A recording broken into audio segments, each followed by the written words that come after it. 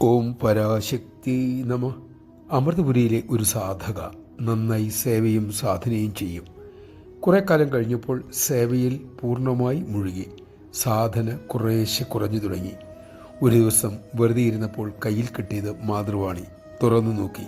അതിൽ അമ്മയുടെ ഒരു വാചകം ഇങ്ങനെ: മോളെ, ആധ്യാത്മിക സാധന മാത്രമാണ് നിന്റെ ഒരേയൊരു സമ്പാദ്യം.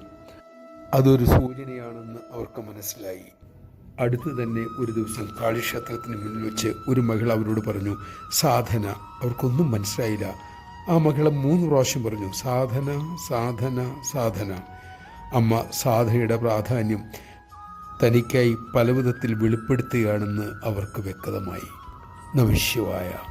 അമ്മ തരുന്ന സൂചനകൾ കൃത്യമായി മനസ്സിലാക്കാനും ആചരിക്കാനും നമുക്ക് സാധിക്കട്ടെ. ഉള്ള വിവേകം അമ്മയുടെ അനുഗ്രഹത്താൽ നമുക്കുണ്ടാകട്ടെ.